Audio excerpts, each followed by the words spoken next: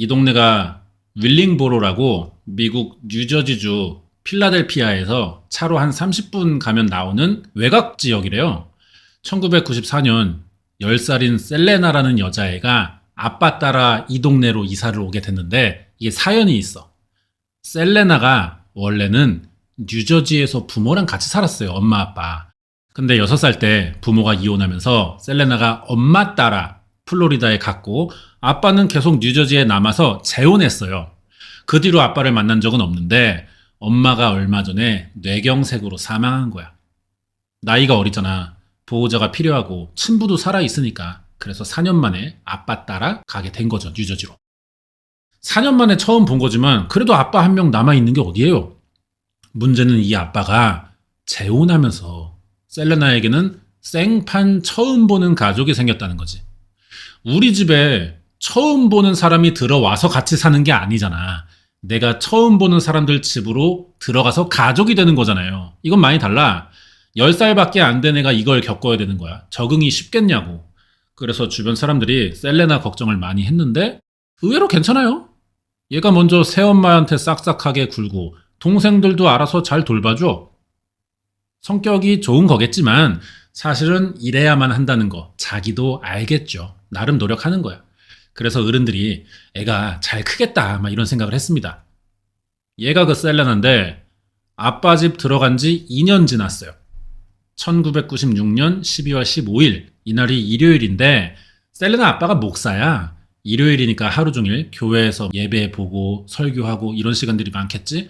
그러다가 밤이 돼야 집에 온대. 아직 자기 전이었던 셀레나가 동생들이랑 나와서 아빠한테 인사했어. 아빠가 또 기분 좋잖아요. 하루 종일 일하고 들어왔는데 애들이 반겨주면은. 그래가지고 책임 없는 쾌락이 발동됩니다. 냉동실에 숨겨둔 아이스크림을 엄마 몰래 하나씩 나눠주는 거지. 애들이 이거 먹고 방에 자러 들어갔어요. 이때가 밤 11시쯤인데 셀레나만 안 가. 계속 거실에 있어. 그러다 아빠한테 오더니 꼭 하고 싶은 말이 있대. 오늘 자러 가기 전에 말할 수 있어서 다행이고 자기 이렇게 해주는 게 감사하대요. 아빠가 또 막 더 신나는 거야. 더 책임 없는 쾌락이 발동될라 하는데 애 표정을 보니까 분위기가 뭔가 이상합니다. 미묘한데 평소랑 달랐대. 이런 거는 부모만 느낄 수 있는 차이겠죠. 왜 저럴까 싶지만 일단 늦었잖아요. 자기도 일하고 와서 피곤한데 또 막 심각한 표정 같지는 않아 보여서 당장 붙잡고 말하기가 그래. 알았다면서 오늘 잘 자라 이러고 아빠가 방에 들어갑니다. 다음날 됐어요. 1996년 12월 16일 오전 8시 월요일. 셀레나 새 엄마가 아침 차립니다. 애들 막 불러요. 나오라고. 셀레나만 안 나와. 엄마가 자기 친자식 하나 시켜서 언니 좀 깨워라. 데리고 나와라. 했어. 셀레나를 특히 잘 따라다니는 4살 놀이라는 앤데 바로 언니 방 달려갔어요. 언니가 아직 자고 있는 거야. 이불을 머리 끝까지 뒤집어 쓰고 옆으로 이렇게 누워 있는 거야. 등 돌려서. 놀이가 불러서 막 깨웠지. 안 일어나. 크게 소리 질러도 미동이 없어요. 그래서 이제 옆으로 누워 있으니까 공간이 좀 남잖아, 침대가. 놀이가 그 옆에 눕거든요. 그러니까 알겠더라고. 언니가 안 일어나는 게 아니야. 애초에 없었어. 이불 들추니까 밑에 베개 쌓아놔가지고 사람이 있는 척 해뒀던 거라고. 놀이가 빨리 주방 가서 엄마 아빠한테 언니 없다 알려요. 가족이 집안 여기저기 찾아봤는데 없어. 그러자 아빠가 갑자기 전날 밤 일이 생각나는 거죠.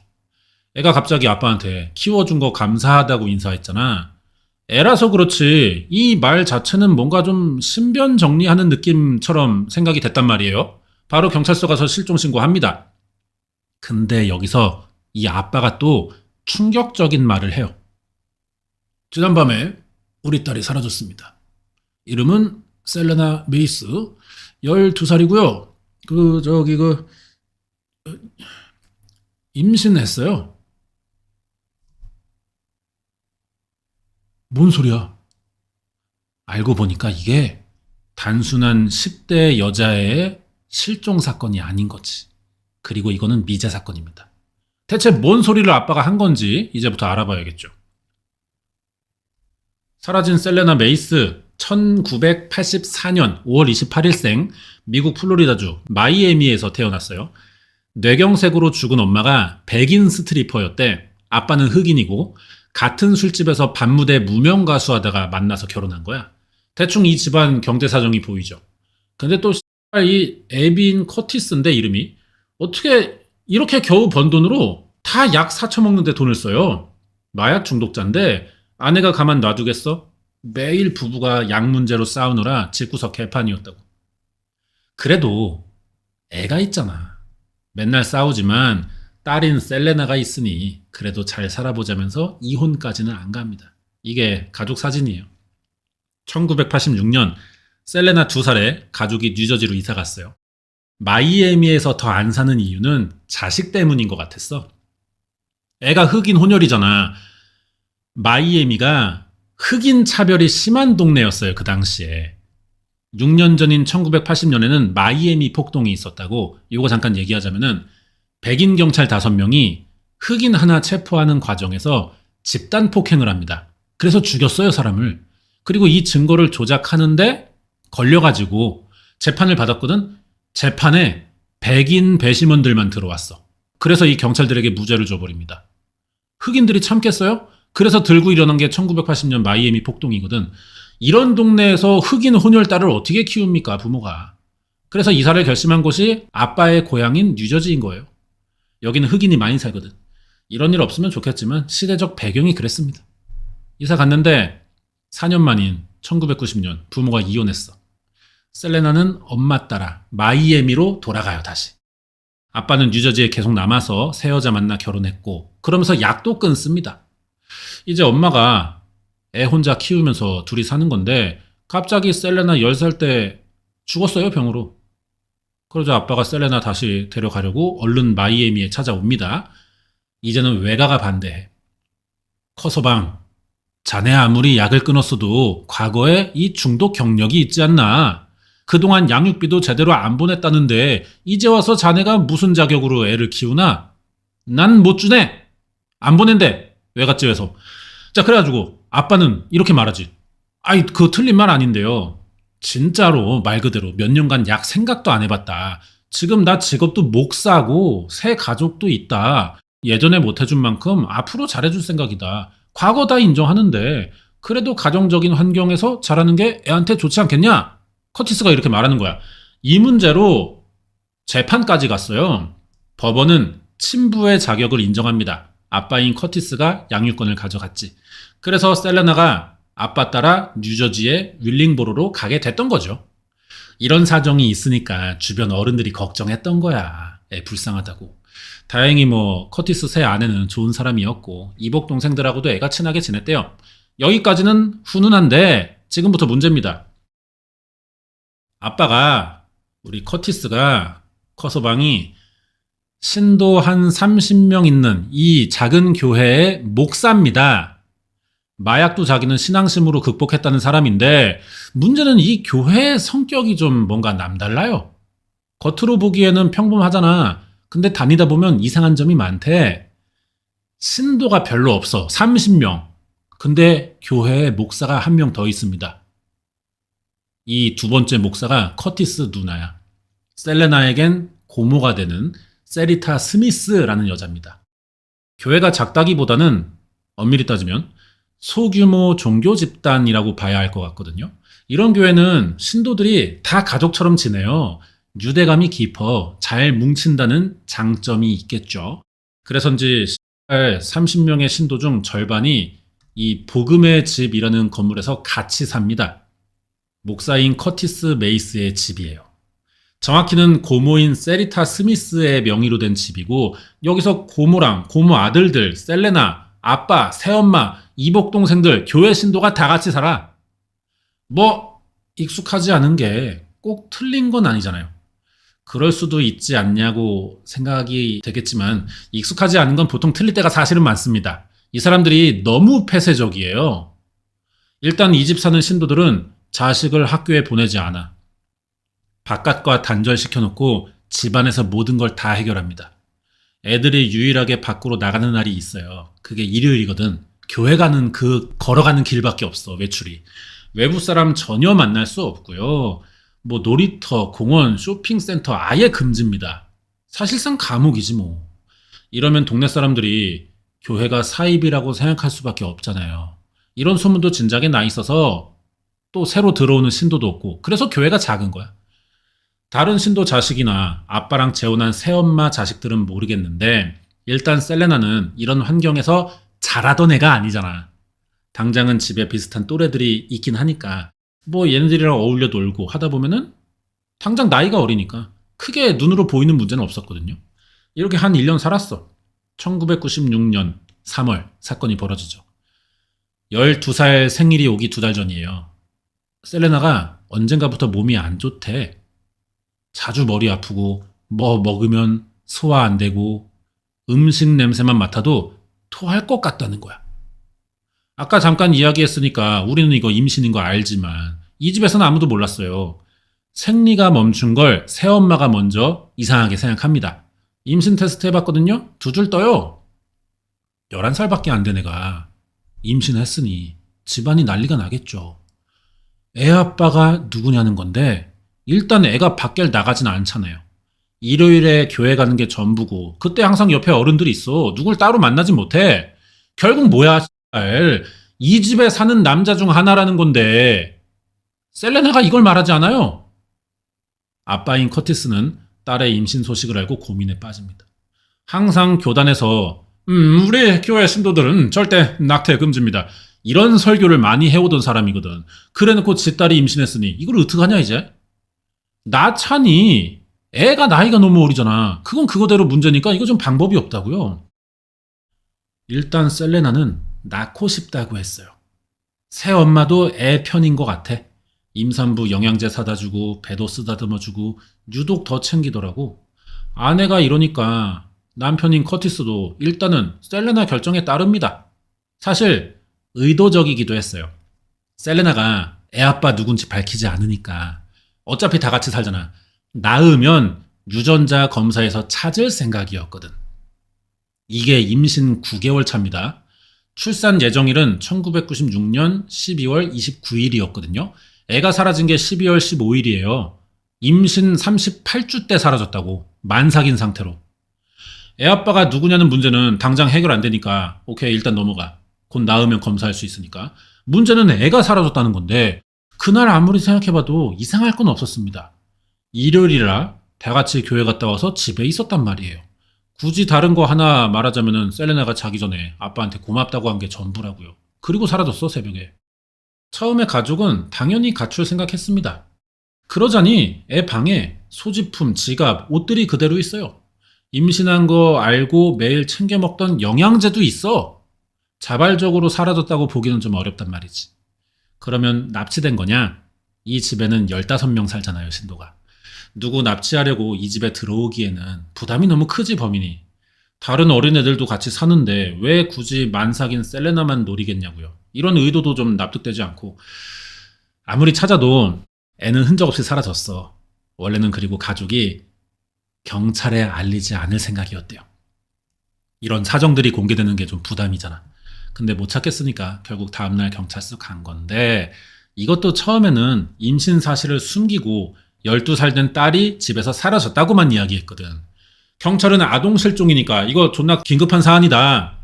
아니 왜 부모가 하루가 지나서 신고하냐 물어봤어요. 여기에 가족이 단순 가출인 줄 알고 금방 돌아올 줄 알았다고 대답한 거야. 뭐 딸이 성인이면 그렇게 생각할 수도 있거든요. 근데 얘는 중학생도 아니고 만 11살이에요. 진짜 단순 가출이라도 나이 때문에 긴급하다고 느껴야 하는 겁니다. 부모 입에서 상식적인 대답이 안 나오니까 경찰도 이상함을 느끼죠. 그러면 집이랑 교회 좀 둘러보겠다고 하니까 갑자기 이 여자가 난리를 쳐요. 교회의 또 다른 목사죠. 세리타 스미스. 셀레나 고모의 반대가 심했습니다. 이유가 뭐냐? 왜 수사를 방해하냐? 조카 사라진 거 빨리 찾아야 되는데. 셀레나가 해픈 애였대.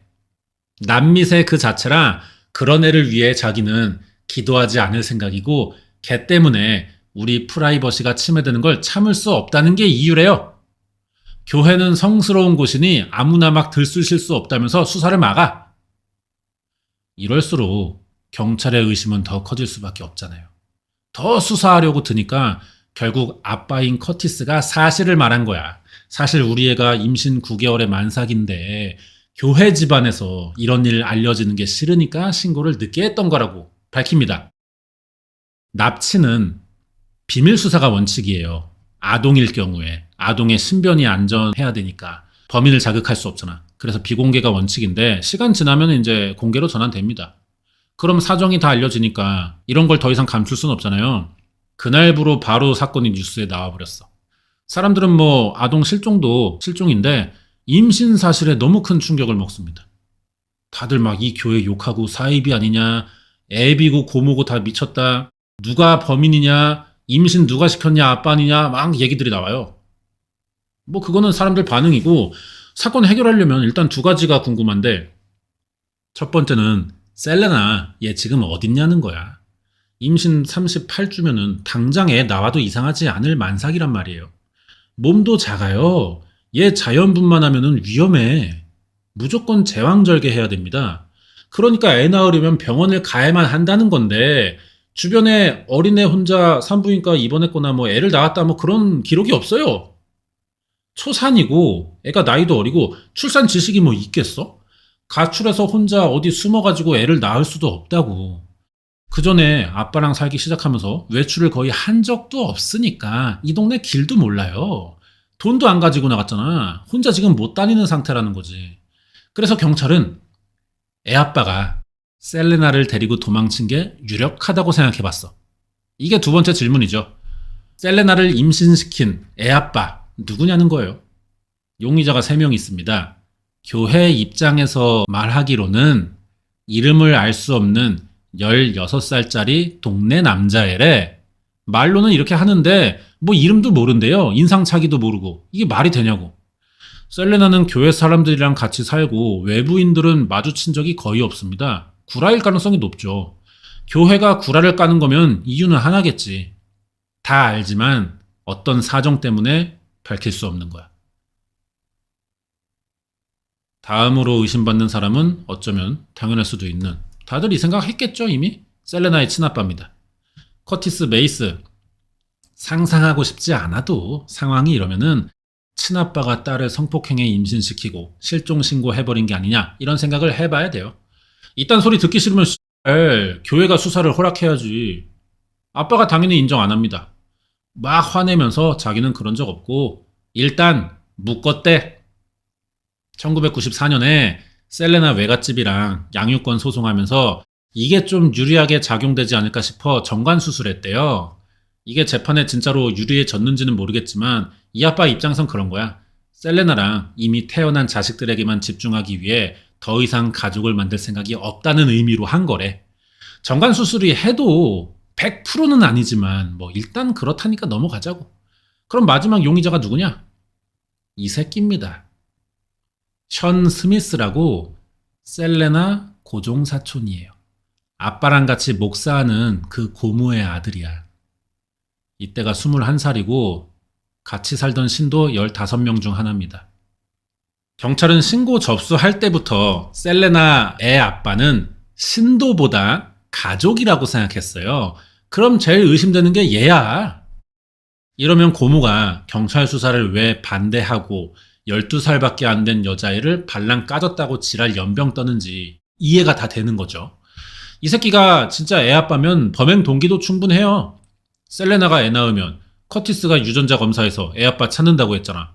이때 자기인 거 걸리겠죠. 그럼 감옥에서도 사람 취급 안 한다는 아동 성범죄자가 되는 거잖아. 그것도 친족 성폭행이야. 동의했어도 의제가 붙으니까 결국 그게 그거로 본다고 사람들은. 그러면 나 좆된다 라는 생각에 겁이 났을 수도 있어요. 이 상황이 오지 않으려면은 셀레나를 납치해 어디 가두던가 아예 죽여야겠죠. 엄마인 세리타 스미스는 아들 짓인 거를 알고 수사를 막을 수밖에 없던 것이고, 이 새끼가 당연히 아니라고 하죠. 하지만 가능성으로 볼 때 제일 유력합니다. 그래도 결정적인 증거는 없으니 경찰도 의심만 하는 거예요. 체포 못했어. 범인을 찾을 수 없으면 피해자부터라도 찾는 법이 있겠지만 이것도 실패했죠.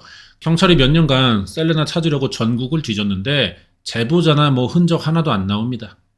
그리고 이 사건이 지금 오래되다 보니까 관련자들 다 죽었어요. 일단은 아빠 커티스가 2017년, 고모 2018년, 유력 용의자인 이 션 스미스 2020년에 사망했다고. 이래가지고 셀레나 메이스 실종 사건이 미제로 남은 거예요. 뭐 어디다 물어볼 데도 없어 이제. 아동 실종의 뭐 정황상 이거 살인으로 보인단 말이야. 그래서 종결은 아직 안 돼 있고요. 살인 사건으로 보기 때문에 제보는 아직 받고 있습니다. 12살에 사라져가지고 지금 살아있으면은 얘가 41래요. 애도 낳았으면은 그 애가 29이야. 이 사진은 12살 때 사진으로 AI가 현재를 예상해 본 거고요. 얼마나 일치할지는 모르겠는데 결국 이걸로만 찾아야 한다는 소리죠. 되겠어. 사건이 여기까지 진행됐고 멈춰있는 상황입니다. 관련된 이야기를 알아보자면은 가장 유력한 용의자가 이제 그 고모 아들 션 스미스 같잖아요. 예, 또 등장합니다. 이 사건 4년 뒤 1998년 1월 31일 같은 교회 다니는 15, 16살 여학생 2명을 성폭행한 혐의로 체포됐어요. 거기에 피해자 중 한 명이 예전에 셀레나가 실종되기 전 션에게 여러 번 성폭행 당한 적이 있기 때문에 아마 아이 아빠가 맞을 거라고 진술했었거든. 이 교회가 정식으로 분류된 건 아닌데 오랫동안 사이비로 의심받았어요. 일단 너무 폐쇄적이고 강압적인 분위기래. 그럼 신도들도 어느 정도 같이 사니까 이 사건을 알지만 말을 못하고 있을 수가 있겠죠. 아빠랑 고모가 사실은 사건의 내막을 알지만 숨기려고 정체불명의 16살 동네 남자애라는 가상의 인물을 만들어서 거짓 진술했다는 소문도 있긴 하고요. 사실인지는 모르겠는데 셀레나 실종 사건의 모든 정황이 지금 아빠, 고모, 션 그 새끼 이 셋 위주로만 돌아가고 있습니다. 이 세 사람을 통하지 않으면 사건에 대해 알 수가 없어요. 얘들이 진짜 혐의가 있는지 알아보려면 교회를 털어보는 게 정배거든요. 근데 이거 하나를 못한 게 좀 아쉬운 사건인 거죠. 이 상태로 남아 있습니다. 교회를 털어야 될 것 같은데 보통 종교시설은 이제 사유지다 보니까 땅 주인이나 건물주 허락 없으면 경찰도 함부로 못 들어가거든. 그러면은 영장을 받아서 강제로 들어가는 수밖에 없는데 법의 이름으로. 근데 그 영장이 나오려면은 뭔가 최소한의 근거가 필요해요. 그 정도의 근거라고는 또 안 보나 봐, 이 정황들을. 그런 상태인 것 같습니다. 그래서 뭐 아직은 당분간 해결되기 좀 어려운 사건이지 않나 싶어요. 여기까지고 다음 주에 새로운 사건 준비해서 오겠습니다.